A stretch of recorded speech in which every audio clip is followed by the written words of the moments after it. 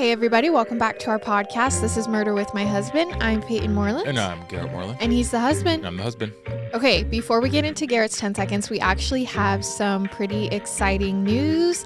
We don't really know what it's going to look like yet, but to start doing listener tells, or where you guys write in and tell us about true crime, hometown murders, or things that happen to you, or kind of the subject will probably change as we go, but basically listener tell episodes. Right now, the plan is to do it maybe just once a month on Murder with My Husband.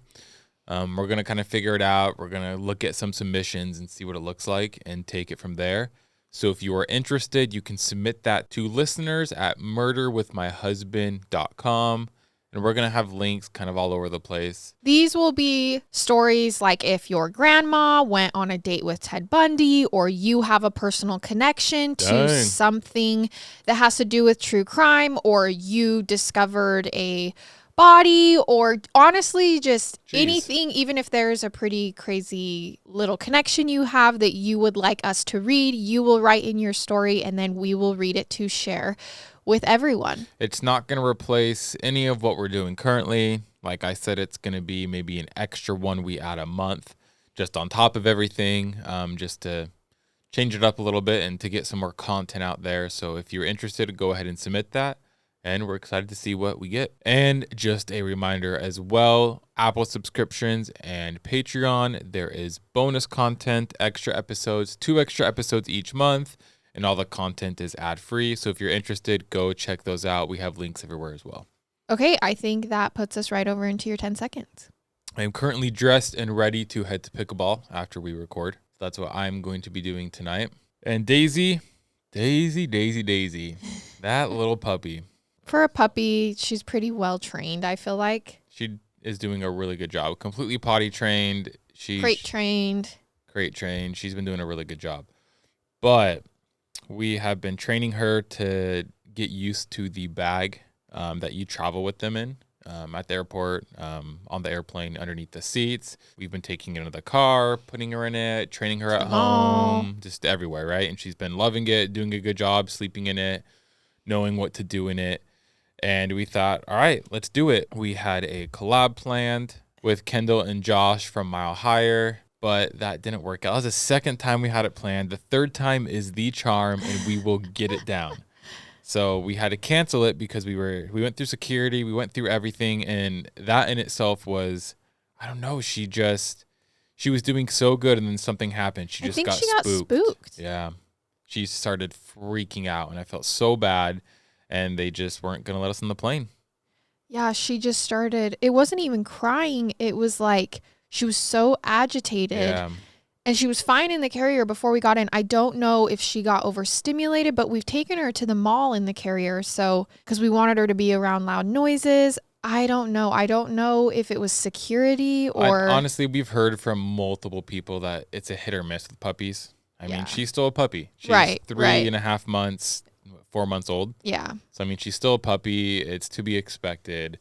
But that's kind of what happened. We were in the airport. Long story short, I mean, we could have went. Maybe could have just got on the airplane. And I don't know. It was so hard. It was super hard with her. And it just made more sense to come back home and make sure she was okay because she was freaking out. So, third time's the charm. We will get out.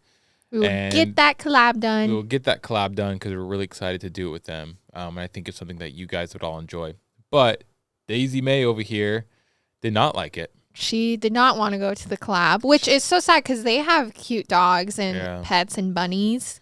But we'll get her and everything will be okay. And you know what? We're just being good dog parents.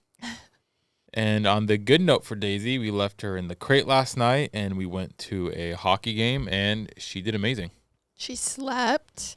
Played with her toys. Came back, excited to see us. She's a pretty good dog. So if you're done hearing about dogs, then I will stop here and let's hop into today's episode.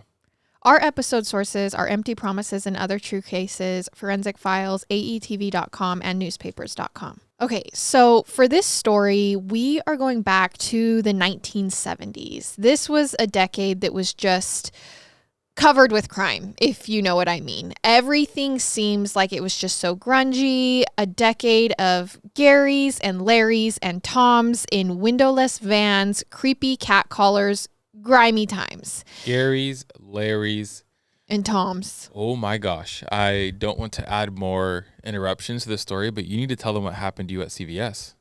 Oh my gosh. Yeah, we'll do it quick. Okay. So Garrett and I were at CVS the other day, and I had Daisy with us. She was just in my arms, and most of the time with Daisy, I just try to keep her. This isn't about Daisy. No, it's not about Daisy. Stay tuned. I just try to keep her entertained. So Garrett was the one kind of grabbing the stuff we needed. He went over to the checkout by himself. I had Daisy near him, but it didn't look like I was with him. And this lady walked up to me, and she looked me dead in my eyes and said, "Cute dog." And it caught me off guard because normally when people say that Daisy's cute, they're looking at Daisy. But she was just like, she got really close to me and said it right to my face. And so I was like, "Oh, yeah, thank you." And I walked away. Well, then I was going to go outside with Daisy to get some fresh air while Garrett was finishing up checking out. And so I turn around and walk out the doors, but I'm not going to go to the car. I'm just going to stand right outside. And that same lady comes barreling out after me. But then when I stop, because I wasn't walking to the car, she abruptly stops and now is just like awkwardly standing next to me. And I turn over and look at her, and I'm sure my face was like, okay, this is weird. And then I recognized that she was the same lady who had said cute dog. And she flips her head out to someone in the parking lot and does like one short nod at someone and then just like looks down. And so I turn out to the parking lot. I don't see who she's nodding to. And I think, okay, maybe someone's just coming to pick her up. So she was saying like, "Yeah, I'm done. Come get me." But then all of this sudden, as Garrett walks out of the store and looks at me and says, "Are you ready to go?" she turns around and walks back into the store. It was weird. And I was like, what the heck? And then as we're walking out, this white windowless van just comes driving down the road that we parked in and just drives right past us. And I could be making this up. Like, it could have been nothing. It was weird. But it was also one of those things where like my hair started to stand up. I got goosebumps. Like, it was just weird. And she was acting weird when she first came in. Like, the whole thing was, I don't know, the whole thing was freaky. Yeah. Garrett did go back in, though, just to make sure. Oh, you bet I would have followed that van anywhere. I couldn't find the van. I couldn't find... Well, she was just shopping. I went back in, and she was just standing there, just staring at, I don't know, some of the items. Like, we drove around a little bit, and I was like, I'm going back in the store. Like, yeah. I'm not okay with this. I went back in, and she was just standing there just looking at some items. So I wasn't going to confront her. I mean, right. Because, I don't know. So I just walked back out and got back in the car, and we left. But yeah, it was weird. I mean, yeah, she walked out, like, looked at Payton, looked at the parking lot, and then walked back inside. As soon as I came out and she made eye contact with me, she went right back inside. It's almost like because I was standing away from Garrett with Daisy, just kind of doing my own thing, she didn't know we were together. It was weird. And then when I walked outside, it still didn't look like we were together because I walked out by myself, but then I sat and waited for you. And the second she realized we were together, she like just bolted back inside. Yeah, the whole thing was weird. So we had to tell that because we were just talking about creepy vans. Windowless vans from Gary's and Larry's and Tom's. Yep. So again, the 70s. This is a grimy time. But for Candra and Julio Torres, all this stuff was kind of outside of their field of vision. They were innocent and young and in love in the 70s. And they had been married for only a year. Candra was 16 and Julio was 21. And yes, I know, Candra was still a minor and Julio was an adult, but it was not a vast age difference, especially during these times. They'd been dating for a while and they were so in love that Candra's family supported the relationship. Only her father wanted it to be proper because he was a religious man, and so he encouraged them to get married even though she was only 16, which they did. And they remained a really happy and close couple all the way a year into their marriage. Just still kind of in that honeymoon state, blissful state, really into each other. So now at this point, it's July 1976. Candra and Julio were approaching their 1-year wedding anniversary, and to celebrate it, they planned a weekend camping trip into the rustic wilderness of Oregon, which is where they lived. Now, originally, they were going to travel to the Oregon coast, but Julio decided instead to take them to the Austin Hot Springs, which was up in the mountains along the Clackamas River. Now, Julio loved fishing, and he wanted to teach his new wife, Candra, how to fish. But also, money was really tight for this young couple, as you would imagine. Neither of them were from a wealthy family, and they were both just making ends meet. They had a combined total of $60 to spend for this anniversary trip. Sounds like you when we got married. Should I say that? Shots taken. Should I not say that? Just saying. Okay. I was a little bit broke. So camping out and sleeping under the stars and cooking food over an open fire, not only would this save them money, but it actually seemed like a pretty romantic and adventurous alternative to a motel room. The night before the trip, they did most of their packing and called a few of their friends to see if they could find someone to watch Rusty. This is their pet dog. But it was looking like they might just have to take Rusty along with them. That night, they went to bed, and then all night long, Candra had nightmares, dreadful dreams of something going deeply, horrifyingly wrong in the mountains. In the morning, when she woke up, she was feeling like her dreams may have been a premonition. And this is like such a scary thing, especially after watching Final Destination, because if you're getting on a plane and you have a dream about a plane crashing, do you really want to go get on the plane? Mm-hmm. Yeah. I mean, no, but I understand what you're saying. So they brushed this off, and the date, by the way, was Thursday, July 22nd, 1976. And that was the day that they planned to embark on their camping trip. They were planning on getting back home on Sunday. And while Julio tied up loose ends and got the rest of the packing done, Candra shared her fears with a close friend of hers. And the friend suggested that she take her Bible along with her, just to maybe ward off bad luck. The friend assured her the Bible would protect her from anything bad happening. So Candra slipped the Bible into her backpack along with the rest of her essentials. And it's worth noting that Julio also had an ominous feeling about the trip. He even went so far as to suggest that even though it's their anniversary trip, maybe their friend Mike should join them because safety in numbers. Mm-hmm. It was maybe a solution to their worries. But when they stopped by Mike's house to see if he wanted to come, there was no answer when they knocked on the door. So they just left a note. And on it, they wrote, "Sorry you missed the fun." Then Candra and Julio, getting ready to take off, also couldn't find anyone to watch Rusty, and they couldn't afford to board him at a kennel, so they decided to just take him with. They loaded up their car, stopped for gas and canned food, bought fishing licenses, and headed toward Mount Hood National Forest. It was a late afternoon by this point, a beautiful day, but while driving up the winding paths into the mountains, they end up missing their turn. This would be the turn into Austin Hot Springs, which was where they were going. So they ended up driving miles in the wrong direction toward another destination. And before they realized their mistake, they found themselves on the spookiest road that they'd ever been on. Like, something really didn't feel right about this seemingly endless stretch of eerie old road. And that was when they realized they had missed their exit. So they finally turned back around, having lost considerable fuel as well. By the time they reached Austin Hot Springs, it was getting dark and the gates were closing for the night. But a park ranger allowed them to just park outside the gate and then walk in. He said they could cook dinner and do some twilight fishing if they liked, but they couldn't camp inside the park that night. They'd have to wait till the gates opened the next morning and spots became available. So they went into the park, and after cooking their dinner, they gravitated to some other campers who were also parked near their car and settled inside their car with the doors locked for the night. Okay. But then the dog was restless for most of the night, so they weren't able to actually get in a really good night's sleep. In fact, in the middle of the night, they had to dig out the flashlight and take Rusty down to the river for a drink of water. After this, the dog settled down and they managed to sleep through the few remaining hours they had left. And when they woke up early in the morning, the rangers let them know that there was now a spot available inside the park. They were taken to the campsite, and there, Candra cooked breakfast while Julio fished.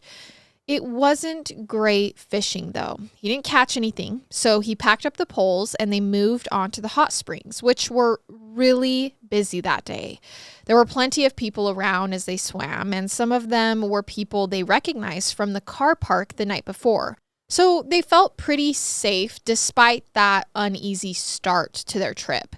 And as they continued on with their day, Julio tried multiple spots along the river trying to catch some fish, but he just wasn't having any luck. He hadn't caught a single fish all day. Candra moved on to cooking some food, and as the afternoon began approaching evening, they drove farther downstream until they passed a fisherman. They asked the fisherman if the fish were biting, and he said he hadn't caught anything at all.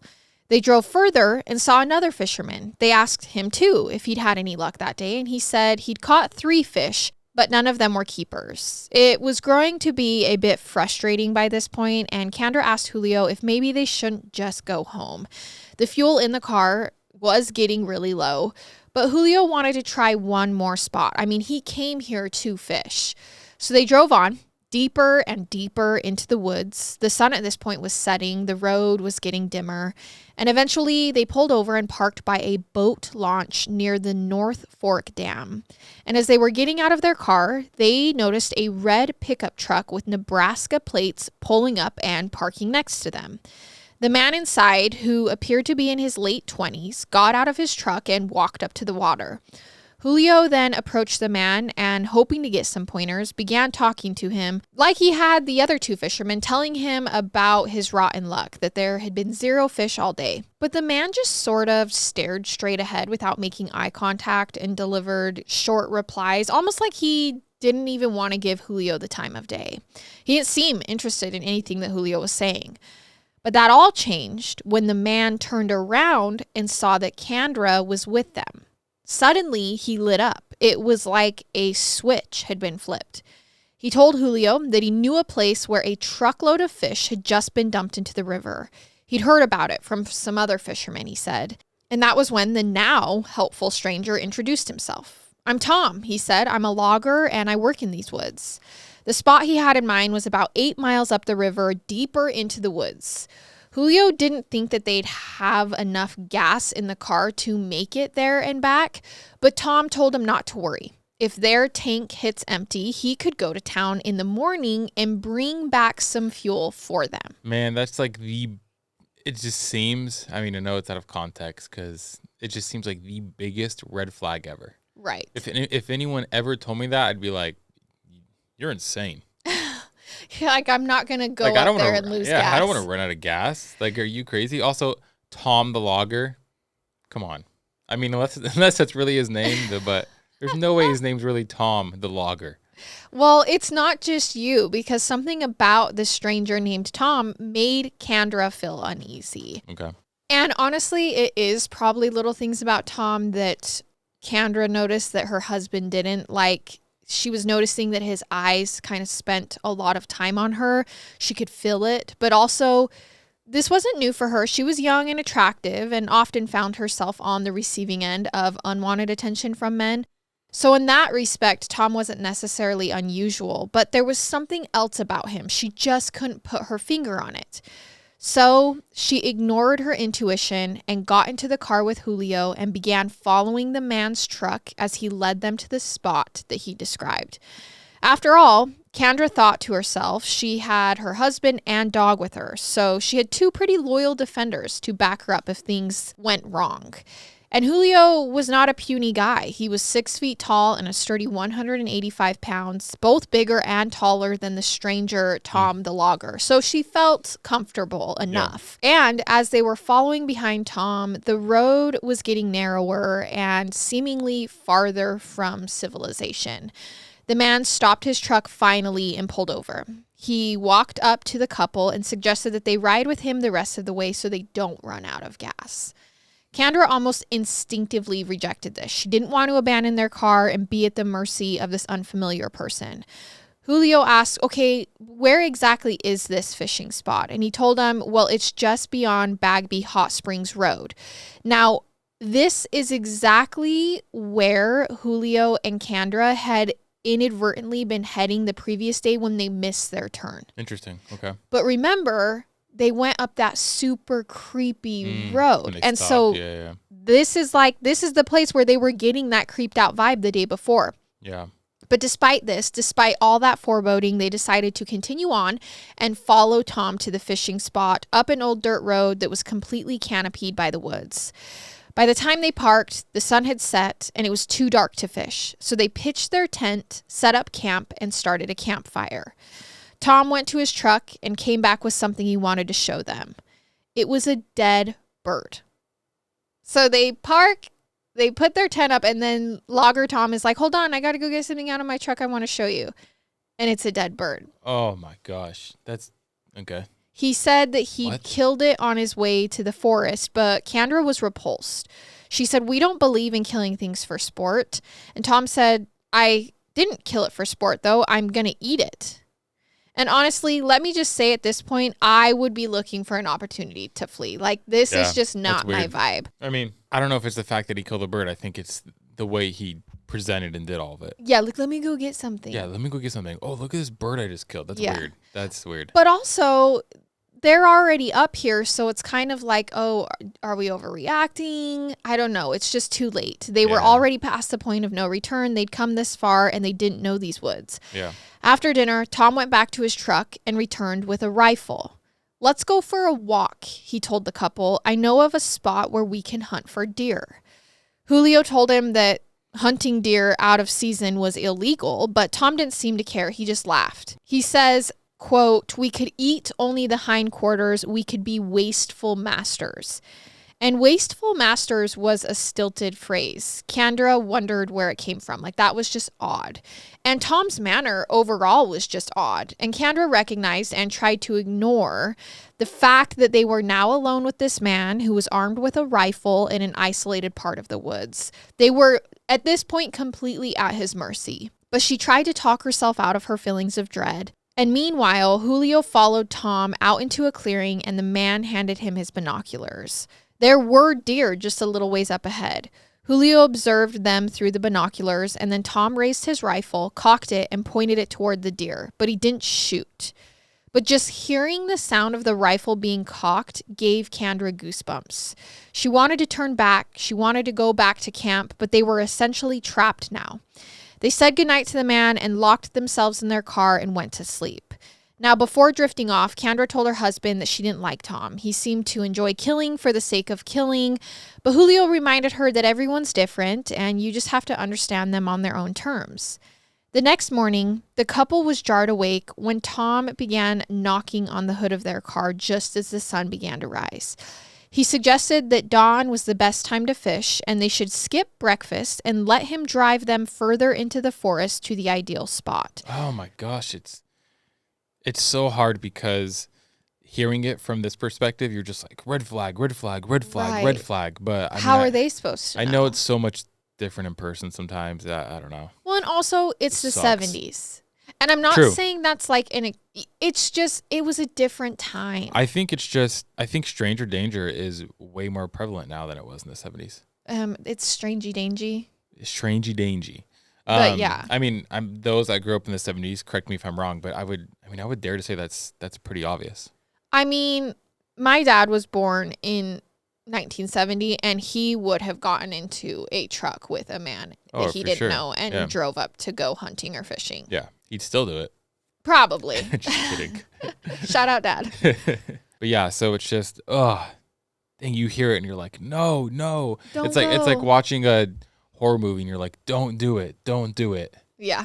So they decide to get into his truck and they drive onward. But as he drove, Tom had trouble finding the spot that he claimed to the couple that he knew. Of course he did. As familiar as he claimed to be with the area, it was like he'd suddenly lost his bearings. When Tom finally found the area of the river where he had been indicating this huge population of fish was, Tom hung back while Candra and Julio tried their luck. Julio cast his line and waited, but it was the same as it had been since the beginning of the trip. He caught nothing. As they contemplated returning to camp, Tom suddenly began shooting at birds with his rifle. It was just as Candra had said. He seemed eager to kill things. And as Tom began petting their dog, Rusty, he offered his opinion that there are only 2 things wrong with Rusty. He's alive and he's walking. Now, this was another comment from Tom that That's what he said? Yes, about their dog. What in and the this world? just sent chills up and down Candra's spine, as it should. And Julio, too, seemed to sense at this point that Tom was not safe. Like, the red flags are blaring at this point, and they're like, we are in danger. We need to leave. And they feel stuck, I'm sure. He told Candra that he didn't want to leave the 2 of them alone, which Candra agreed with.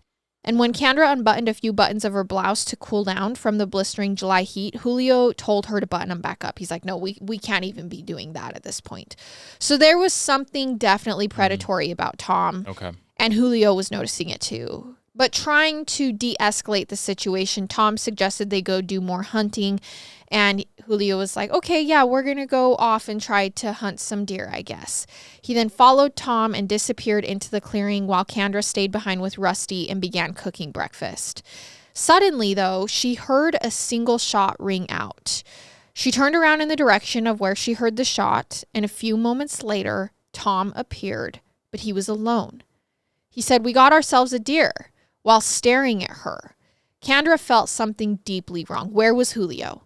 And as she got up and ran toward the clearing from where she heard the shot, another gunshot sounded behind her. And trigger warning here, this is animal cruelty, but no. Here's a yelp, and you guys know what happens after that. Not. So Candra confronts Tom crying and says, "You just shot my dog." And Tom begins approaching her while reloading his rifle. And he says, "That's right. And I shot your husband too." Oh. Yes. So Candra is absolutely terrified. She's terrified because now she doesn't know where Julio is. This guy just says he shot him. Dude. He just shot her dog. And she's now all alone, deep in the woods she doesn't know, with a stranger who had just apparently murdered her husband, and she just saw him kill her dog. So at this point, I'm going to die. That's what's running through her mind. It was at this point that Tom walked her towards Julio's body to show her that he really did shoot her husband. So then she had to look at her husband's dead body. And then he grabbed her by the hand and started forcing her to walk with him. He told her it wouldn't do her any good to run because he could just shoot to kill her from 500 yards away. "If I leave you here," he warned her, "it won't be alive." She begged him not to kill her, but he would only react by flashing the same creepy, vacant grin that he had been kind of doing the whole morning. "You and your husband were dumb to believe that I was a logger who worked up here," he said. Oh. "I've killed 5 or 6 people, and I'm wanted for murder in several states." He said, "You can see my truck is from Nebraska. My name is Kent, not Tom, and I'm a hitman for the organization." Doesn't declare what organization that is. He's just a freaking weirdo. Yeah, "But I've killed one man too many, and now they're after me. I had to kill your husband because I wanted to take you into the mountains to live with me because I need a companion." He told her she was fit enough to be a mountain woman. She told him she would only be a drag on him, that she was a city girl at heart, and feeling his sexual interest in her, she told him that she was a, quote, "slut who gets it on with everyone." Which is so devastating because she's trying to turn to get him out off. of this. Yes. That's so like, it's sad. not true, but she's... Yeah. And even if it was true, it's like something that would then turn this guy off. You know what I mean? So it's just all in all bad. I can't believe he just shot them. Right. And her dog and her husband are now dead. That is like so much trauma within just 2 minutes. Right. I don't even know how you handle all of that. Right. And now she has to fight for her life. Yeah. But it doesn't seem to be working. He led her deeper into the woods, dropping items along the way to leave what Candra believed was a false trail. He made her step only on rocks and nothing like the mud or the dirt, nothing that would leave her footprints. He hiked with his kidnapped victim for about 4 hours. Yikes. When they stopped to rest at a river, she entered the water to cool off, and as they'd been hiking for miles, she was burning hot, but she felt Tom staring at her. And when she turned around, he demanded that she walk over to him. She did, and he then ordered her to take her top off. Ugh. You know where this is going. I don't have to explain it, but she begs him. She says, "You murdered my husband. Please don't do this to me." But then he pulls out a knife and he forces her to. And over the next 2 days, Tom kept Candra around, moving her from area to area within the woods, as if he hadn't yet decided what he was going to do with her, all the while continuing to assault her again and again. He bragged during this time that he could have killed her husband with a knife or with his bare hands. He says, "Because I'm trained in hand-to-hand combat." But a gun, of course, is much less messy and painful, he said, if you know how to use it. He told her he was trying to protect her by not killing Julio in front of her. He said, "It was decent of me to make sure that I dragged him away before I did it." It's so weird to me that I just can't believe these are the actual thoughts running through this guy's mind. And that he's just bragging to her about it. It's absolutely cold-blooded. And Candra had become convinced that she was not going to make it out of these woods alive. Yeah. By the second day, she began submitting to the man. She stopped resisting. She tried to forget that her husband was dead and that this man was the man who killed him. And every time they would stop to rest, she would read that Bible that she had packed and she would pray.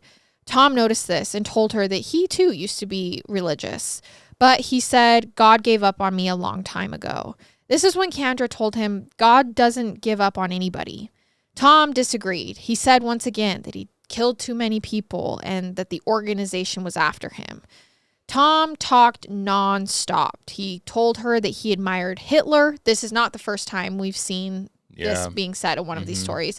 And that he hated his family. He talked about his mafia connections. A lot of his stories sounded like bullcrap, and his demeanor veered from rough to gentle, swinging back and forth like a pendulum. She kept pulling out her Bible and reading aloud from it. By the third day, Tom was beginning to look and sound sick. He thought he might have pneumonia and told her he thought he was going to die. Candra began crying, and then Tom started crying too. And this is when something seemed to kind of break in this moment. And finally, he confessed to Candra that he didn't want to kill her.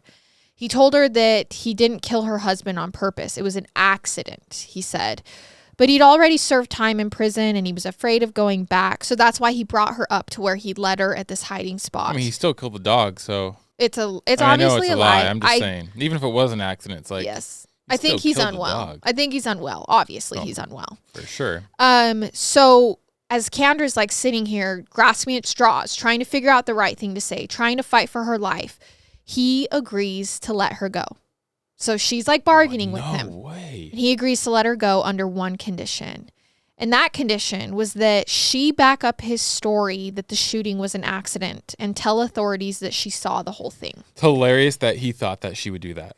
Right. And over the day, as they hiked their way back to the surface of the forest, he repeatedly told her how it happened, how it was an accident, to get the story in her head, how the gun had unexpectedly discharged when he was handing it to Julio. And eventually, Candra started to have a little bit of Stockholm syndrome. Okay.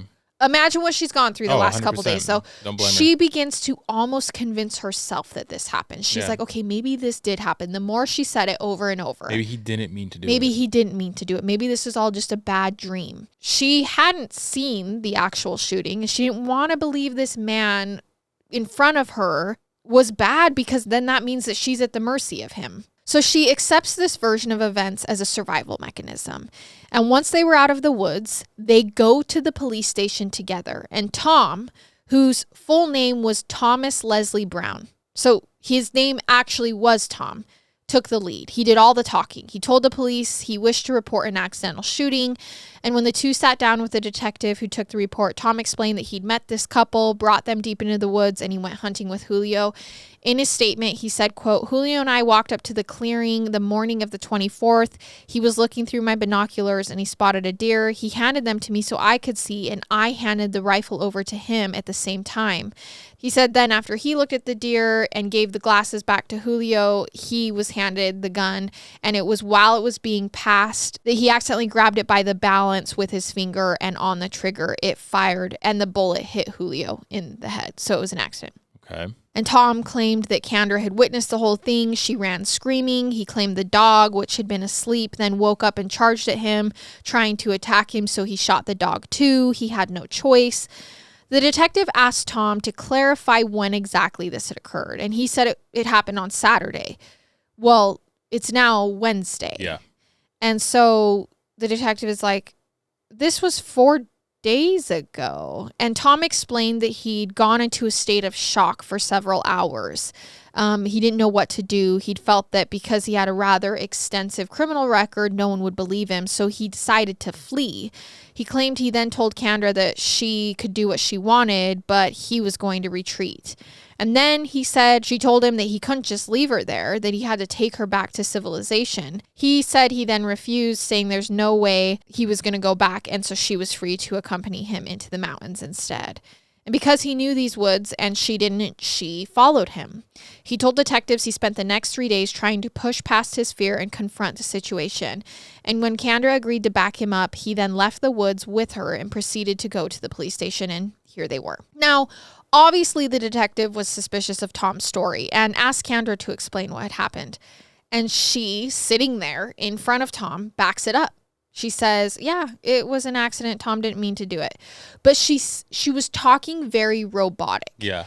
And if they had been split into separate rooms immediately, there's a chance that she wouldn't have agreed. Surprised they didn't split immediately. Right. Knowing that it was her husband, I'm surprised they didn't go, let's split them up. Let's figure out what's going on. I'm not blaming anyone. I'm just saying I'm surprised they didn't do that. But either way, she, in a robotic, basically dead-eye way, says, yeah. Tom was then given a polygraph test and he passed. He accompanied authorities back to the scene, up in the mountains, in order to give them a better sense of how things went down, and also to recover Julio's body.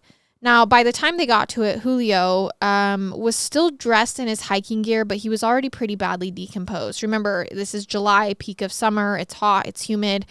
And he had been covered in ferns as if to conceal him. Now, nearby, they found the remains of Rusty, and they also found the Winchester rifle that was responsible for Julio's death. Tom had discarded it before leaving the woods. Same with the Savage rifle. There were 2 rifles. And both rifles were confiscated by police for ballistics examination. The autopsy that was performed on Julio showed that he died from a single rifle blast to the head. The bullet entered through the right cheek and exited on the left side of his neck. So this would mean the bullet's path was almost perfectly horizontal, which seemed unlikely if the gun had accidentally discharged while being passed back and forth. It was more like it had been aimed at Julio, but they couldn't tell for sure. Nonetheless, he had passed his polygraph, and the police here were supportive of Mr. Tom and believed his account. Meanwhile, as she rested at home with her parents, Candra kept having flashes of the trauma on the mountain. Something inside her brain was alerting her, telling her that the story that she was telling, which she had absolutely absorbed into her memory at this point, wasn't what happened. So she starts having PTSD flashbacks of like, I'm burying this thing, and it's like trying so hard to fight out of her brain. It seemed she had memories of everything leading up to meeting Tom, but then the 3 days that followed the shooting were a total blur. She remembered being scared of Tom when they first met him and kind of liking him by the end of the ordeal. But then she thought about the gunshot, the blood, and the memory gap began slowly filling in. And when she returned to the apartment she had shared with Julio in the company of her mother, she broke out crying. It was almost like this barrier broke. She turned to her mom and said, I'm not sure Julio's death was really an accident. And her mom was horrified, but not exactly shocked because she knew her daughter and the way she was acting and the story just hadn't been sounding right. Obviously, the way Candra was delivering it, like in a very robotic tone, it seemed programmed. And so a week after she went to the police, Candra returned to the station with her parents. And she told the detectives she wanted to tell them what really happened because now she was pretty sure it wasn't an accident. She said, that guy murdered my husband. And she revealed that over the next 3 days, she was sexually assaulted multiple times, held prisoner, and then that he had convinced her that she'd seen the shooting and it had been an accident and that he'd let her go if she came to town and backed up his account. So she thinks that her brain just like went into survival mode. The detectives, though, were now having trouble with Candra's story. They couldn't believe that she'd lie for a man who just murdered her husband. She was his prisoner for 3 days. Why can't... Right. Like anything could happen. Oh, for and sure. Also, she's in such a vulnerable state. Like her mind's all over the place right now. Susceptible to anything. So they give her a polygraph, and while Tom passed his polygraph, Candra failed, which is not weird because there was still probably a part of her brain that thought it was true. Yeah. She was trying to figure out what the correct version was. So she was given another polygraph test and she failed that one too. So like we've said many times on our podcast, polygraph tests are just bogus. They are. But poor Candra, who'd been through so much already, failed these tests. And the police thought she was lying and they refused to reopen the case. And they returned Tom's rifles to him. No freaking way. Yep. But then a psychiatrist named Dr. J.H. Trelevin of the Oregon State Hospital sat down with Candra to go through what she said had happened. And he walked away from his interactions with her with the conclusion that she had in fact been brainwashed. Yeah. It's Stockholm Syndrome, they call it. That's when kidnapped victims and hostages, either as a survival mechanism or because they've been manipulated, or sometimes a combination of both, begin to sympathize with their captors and believe everything that they're told. This was named after the 1973 Stockholm, Sweden bank robbery, which we've covered on this podcast. The doctor believed all the hallmarks of Stockholm Syndrome brainwashing were evident in Candra. Psychic shock, witnessing Tom Brown kill her dog and being told that he'd killed her husband, then seeing her husband's body, isolation, programming, Tom repeating the story of how the accident happened, torture, and the promise of a reward, which was escaping the woods with her life. Dr. Trelevin shared his thoughts with the detectives and convinced them just to take another look at the case. He's like, listen, I know it's closed, but as a doctor, I'm pretty sure she's telling the truth. And also, they knew of Tom's criminal record and that Tom had prior arrests for kidnapping dating back to when he was a teenager. Which makes it even more obvious. Right. It turns out the truck and the rifles that he had that day were stolen, and physical evidence would tell whether the dog had been shot in front, like Tom had claimed, or from behind, like Candra claimed. But the dog was never autopsied and had already been buried. Another finding from Julio's autopsy they revisited was the lack of gunpowder residue around the entrance wound. Not on his head, in his hair, or in his shirt. And it would have been if it really had gone off from just a pass.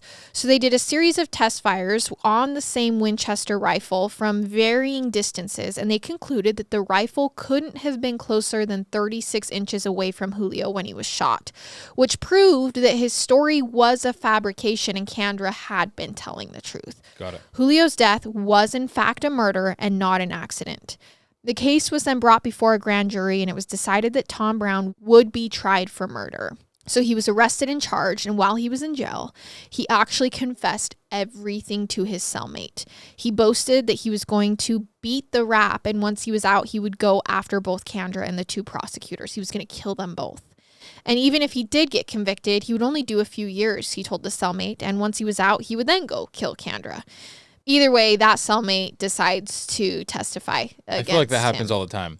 It seems so weird to me that you have two cons inside a jail and you're telling the other con your story of how you killed someone. You don't think he's going to snitch on you? Don't trust the sneaky. Of course he's going to snitch on you. Exactly. 2 days before the trial, Tom Brown posted bond, and meanwhile, Candra was put up in a motel room under a false name for her own protection. Brown was so cocky and confident that he waived a jury trial, and so the trial was presented just before one judge. Candra had a hard time testifying on the stand and reliving the incident, no doubt. So instead of testifying, she wrote an 18-page statement detailing the entire ordeal. Tom Brown took the stand and gave a new account of how the gun went off, trying to conform the story to the forensic evidence, but the judge didn't buy it. The judge found him guilty and sentenced him to life in prison. Good. Candra Torres eventually remarried and had children and lives in a different state under a new name, so we will also be protecting her identity. Poor Candra. Good for her for figuring out how to deal with all the trauma and continue with life. Right. And again, with these survivor stories, it's the hardest part. It's like you would think that surviving would be the tough part, but no, yeah, it's the after. Any survivor tells you it's the aftermath that is so hard. Oh, that's so crazy. Julio's dead. It's so That's traumatic. so sad. That is horrible. It's so traumatic. Gosh dang it. And Rusty. I know. That's so sad. I felt bad at the beginning. I was talking about Tom the Logger, and I was right. Yeah. But then he said his name was fake, but then it actually was Tom. So we can kind of just take a moment here to think about Candra because she is a real victim. This is a real story and, you know, like it's someone's real life. And I also think I don't ever want to discredit the fact that she played a big role in getting out of this alive. Yeah. She went through what she had to go through. She did what she had to do to stay alive. And it's more than any of us would ever understand. Yeah. All right, you guys, that was our episode for today. And we will see you next time with another one. I love it. And I hate it. Goodbye.